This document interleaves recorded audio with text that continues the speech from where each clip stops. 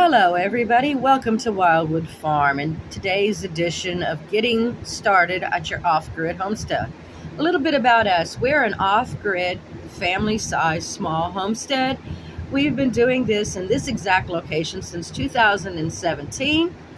We have quite a few more years' experience. We went totally off-grid in 2007 with children. So here I am to share with you my personal experiences and some hints and ideas how to make your destination excursion into off-gridding easier and skip maybe some of the mistakes that we made. Today's episode is going to be about the most important plan and decisions to make for your off-grid homestead. The place you choose to be, the land. That is the one consistent. That is the one thing that there is not very much that you could do about. Once you purchase it, you're pretty much stuck with that. You can't pick up your property and move it to a better climate. You can't pick up your property and move it to a better location. You can't normally grow your property unless some land comes available next to you. You can't, without a lot of inputs, change the water or the rain or the sun that falls on it. So land is the biggest thing you need to think about first, and it'll probably be your biggest expense. So, like I said, decide what kind of climate do you want. Do you want 4 seasons? Do you want shorter winters, longer summers? Do you want hot, or do you care for colder winters instead of the hot summers? Do you want mountaintops, or do you want wooded land, or do you want just open rolling plains? All of those will make a big difference as to what you can do with the property that you get. Next thing that you need to consider is how close it's going to be to a population center for a lot of reasons. As long as the world stays semi put together, you're not going to have to worry about people trying to randomly just steal your stuff or be invaded by hordes of people.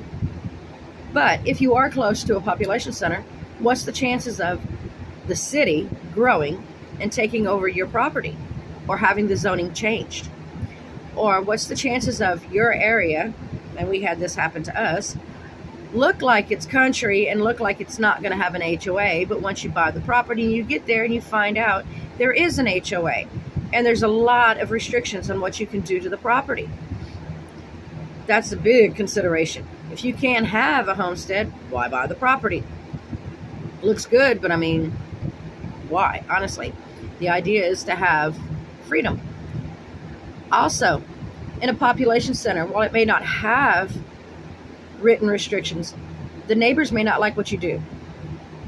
It's called NIMBY, or not in my backyard. You may live somewhere and be doing just fine and not have to worry about zoning, which is another issue that you need to look into before purchasing it. But then you get somebody that moves into a parcel next to you and they don't like livestock, or they don't like the smells or the sound, or they claim they just don't like the smells or the sound.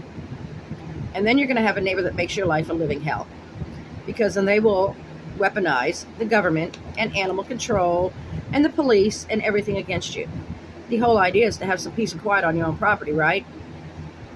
So that would be a big consideration, how close you are to the property population center. I'll relist them again. Zoning restrictions, HOAs, the possibility of it being engulfed by the nearby cities or towns and it no longer be farmland, or just you'll be able to farm on it, but you just have all these neighbors next to you.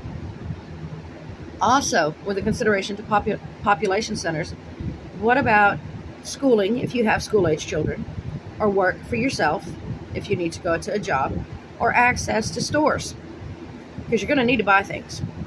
Where we're currently at, our nearest lumber store, big box store like Home Depot or Lowe's, is almost an hour away, which is perfectly acceptable for us because we don't make that trip very often any longer.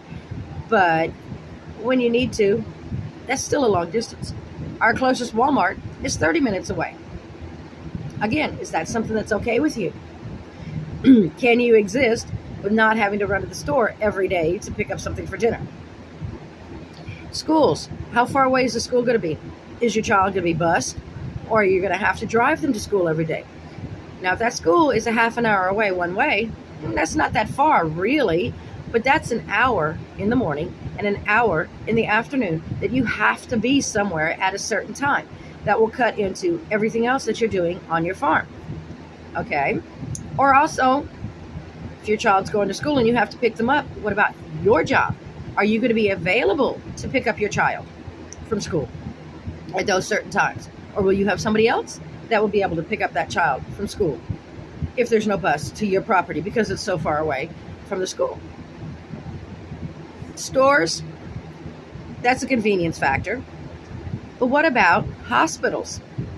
Do you have somebody in your family that needs or might possibly need emergency medical care? Do they have an extreme allergy? Do they have a medical condition that will require quick and prompt emergency care? What about fire? Will you be able to contain a fire if you have one on your property? How far away is the closest fire department? Okay, let's see, medical, fire, police. Okay, now most of us homesteaders are individuals and like to DIY all of our needs, including security. Okay, but there will become a day where you do need police. How far away are they?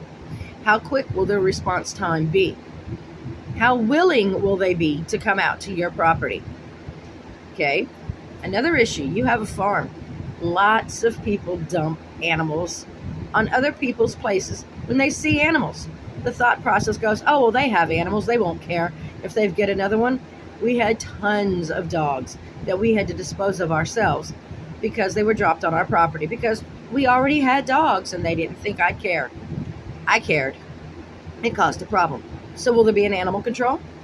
Or will it be another something that you'll have to DIY yourself? Those are another considerations. Now, another thought, how much land do you want? Do you want like acreage, hundreds of acreage? Or are you just looking for a 5 to 10 acre plot? Or are you just looking for a couple of acres? Because to be honest here, we live on 2 acres and we do everything on our 2 acres. Yes, that means I have to import a lot of feed and hay because no, I do not have pastures for my livestock. But that would be a consideration. You move on to small acreage, it is possible to make it work, but you will need a lot of exterior input. You need to make your feed man and your hay man your best friends, and they will be the first person that gets paid above and beyond everything else. If you have hundreds of acreage, is it going to be wooded land, or is it going to be pasture land, or is it going to be a mix that you'll be able to turn out livestock and supplement their feed without having to support Atwoods or your local feed mill all year round? Then another question, will you be able to maintain all that property? Yes, having hundreds of acres is great, but could you fence it in? Could you find some way to keep it secure so that you don't have people encroaching upon your property, hunting, whatever, squatting? People do strange things. Or just deciding that, oh, look, it's an empty piece of land, so I'm just going to go ride my four-wheeler. Okay? Can you secure that piece of property? Will you be able to maintain it? We all get older every day. So maybe when you're in your 30s or 40s, it's not an issue. But what about when you're in your 60s or 70s? Or what about if something happened to you? Just last year, I was out goofing off and I fell and I blew out a knee. And I was pretty much bedridden for a week. Well, I wasn't really. I should have been, but I still got out to my barns on my crutches. But if I had more than 2 acres of property and I had to go walk lands to find my livestock to bring them in, it wouldn't have happened. So how would I have taken care of my stock then? That's something that you need to think about. The what ifs. Like I said in my very first video, expect the absolute worst. Plan for that and hope for the best. Hope that nothing bad happens. I've been taking care of animals for a very, very long time, and I have never been severely injured like I was last winter. That blew my mind. Shane ended up learning how to do livestock fast. But that is something that you need to think about, because when you have animals and you have equipment, accidents will happen. Okay, so now that you've got the idea of the land and that what you want to do, write it down. Toss it around with everybody else, okay? Because like I said, if you have a piece of desert property and you want to have a huge garden, what are you going to do about water? It doesn't rain very much in the desert. The ground's not very good for crops. You can change it by importing water. People port water all the time, or sinking a very deep well.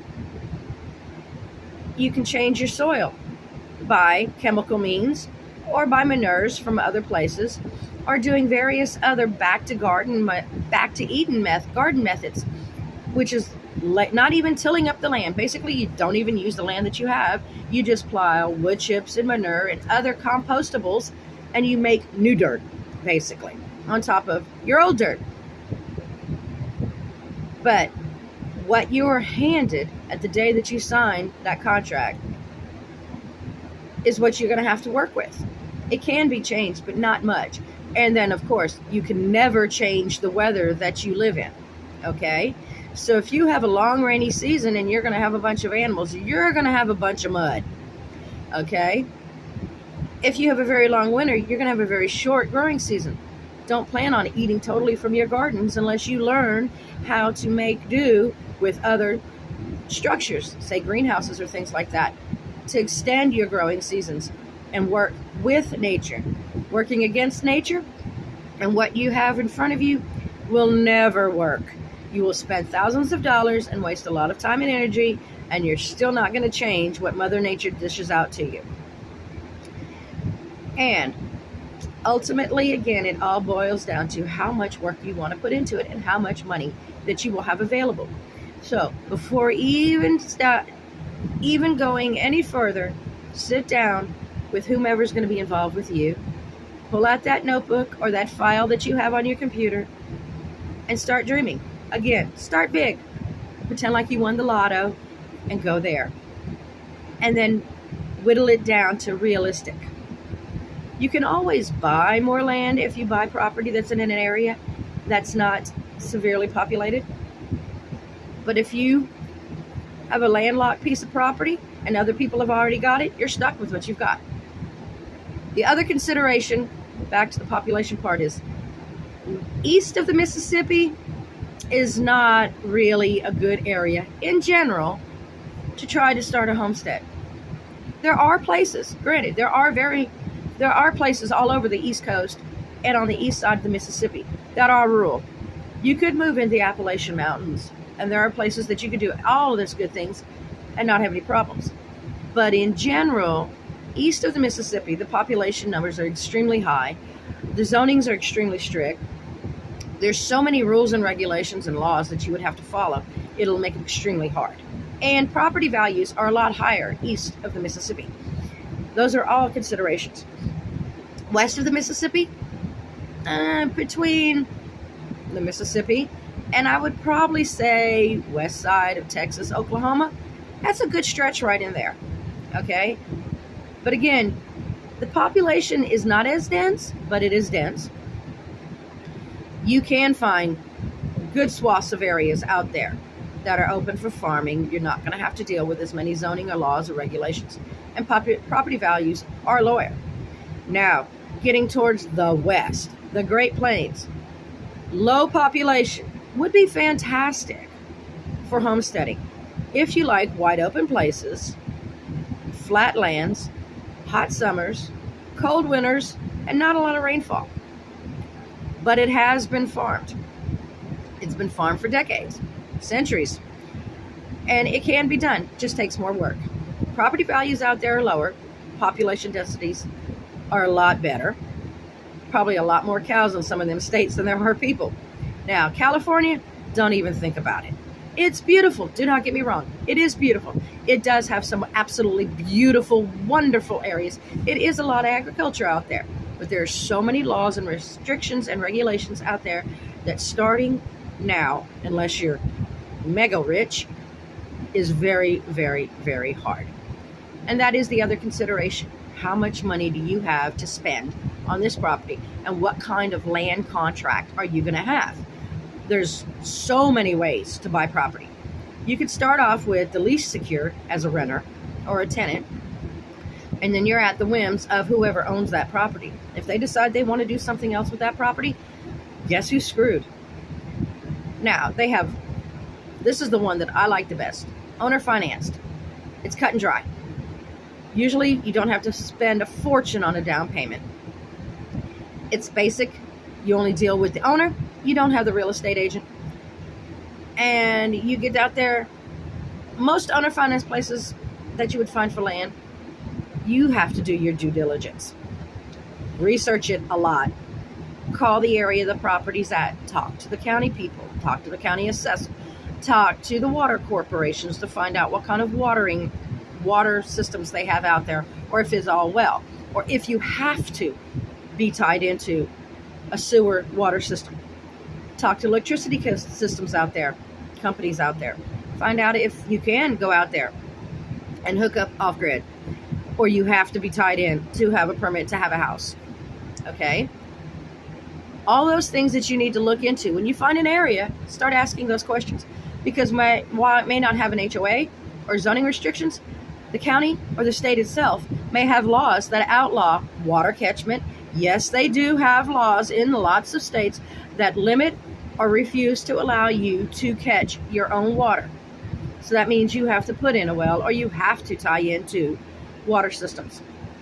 Some states do have laws against having your own freestanding solar array, that you have to have a house that's tied to the grid, or at least hooked up to the grid, and get that permit before you can even take up residence into that home. Okay? Some areas, falls under zoning, will have restrictions on what kind of livestock that you can have on the property. Pig farms or CAFOs, big, huge chicken houses and stuff like that, are probably out of the scope of what we all here are planning on doing. But think about it. If you have livestock, you're going to have junk. Okay? To be blunt, we don't call it junk, but other people see it as junk. You're going to have things. A machine will break down. Do they have countywide restrictions against those things? Like having a broke down vehicle while you're working on it? Or do everything has to be licensed and inspected if they do inspections and insured? Or can the county tow it? See, those are tiny things that you need to look into when you're looking for your land. But land is your one thing that cannot really be affected by your own thoughts, hopes, dreams, and money. So this is the one thing that you need to do the most thinking about, because once you're there, you can't change that. You could put one kind of house on your property, bulldoze it, and start all over again. Okay, you can grow one crop, bulldoze that, start a different crop. You can buy different animals and decide you don't like them and start over on something different. You can change your fencing, but you cannot change the property and land that it's on. So there you go, people. That's the next thing that you need to think about. Think about your land. Start big, whittle it down to something that's more realistic and that you can handle, and then start Googling. And yes, you can find property on eBay. It happens.